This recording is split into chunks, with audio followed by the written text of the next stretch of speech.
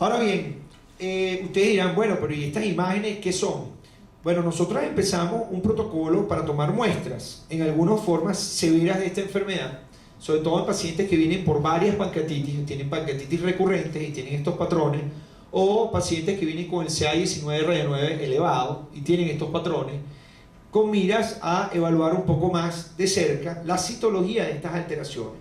La foto del lado izquierdo, ustedes ven, es el exudado de polimorfonucleares, neutrófilos, y estamos en la zona hiperecogénica. Es decir, este es un paciente con pancreatitis crónica y estatosis, o sea, tenía los dos patrones, y colocamos la aguja dentro de las áreas blancas.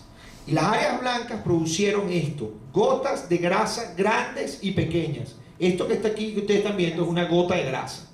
Todo esto son gotas de grasa. Vimos células acinares reactivas, es decir, inflamadas. Y vimos un exudado de células inflamatorias. Por tanto, pareciera que estuviéramos enfrente a un esteatopancreatitis. Y yo creo que el concepto del esteatopancreatitis es un concepto nuevo que se va a empezar a utilizar recientemente, porque vuelvo y lo repito, estos son pacientes que a veces vienen con hiperlipacemia y dolor abdominal. Y vemos estas alteraciones y estamos viendo este tipo de alteraciones desde el punto de vista citológico.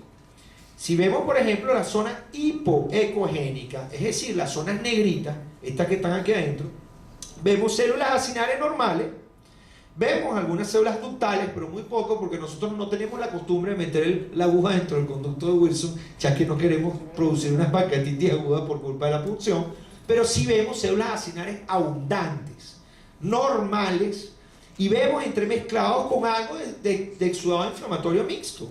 ¿Cómo se ve claramente aquí? Miren qué bonitas se ven estas células acinares. Uno las saca completica, pues prácticamente parece una biopsia. Porque definitivamente que el método de la punción por endoscopia es un método excelente. Y cuando uno tiene un buen citopatólogo al lado, definitivamente que uno obtiene este tipo de imágenes. Y estas son imágenes que no fueron montadas después.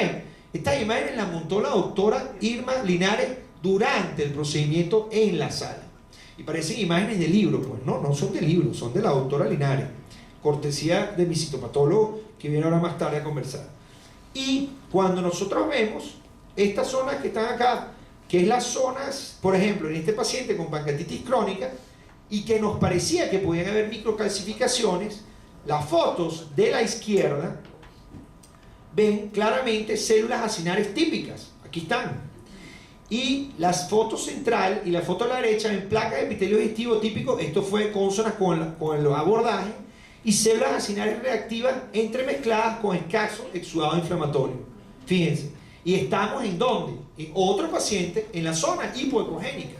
Es decir, que son hallazgos muy similares a los hallazgos de otros pacientes. Y cuando nos vamos a la zona hiperecógena, en este paciente con microcalcificaciones, vemos las abundantes microcalcificaciones, todas estas cosas. Estos son cristales, ¿vieron? Esto es calcio, calcio, todo esto es calcio. Y vemos células acinares típicas con discretos cambios reactivos en la zona hiperecogénica. Es decir, que el blanco que nosotros estamos viendo, por un lado, es calcio y en otros casos es grasa. Y por eso les recomiendo que no cambien los equipos ustedes y no cambien su registro y su forma de regular, porque van a tener que acostumbrar el ojo a ver los más blancos y los menos blancos, porque son cosas distintas, no es lo mismo, no están viendo lo mismo. Y para último, cuando vemos las zonas hiperecogénicas en esos tractos gruesos y en esos pacientes que vemos severas, que creemos que son fibrosis, ¿cuál es la sorpresa que nos encontramos con la presencia de colágeno, por ejemplo, como en la foto de la derecha? O el sudado inflamatorio y fibrina. Vemos el sudado inflamatorio, polimorfo, neutrófilo, detritus, es decir, hay necrosis celular, fibrina y tejido conectivo. Entonces, esto es bien importante porque estas zonas blancas, entonces sí son distintas de las otras zonas blancas. Y definitivamente que el patrón en parche no tiene nada que ver con el patrón areolar, y definitivamente que el patrón, las zonas blancas parecieran que algunas orientan hacia colágeno y otras orientan hacia grasa.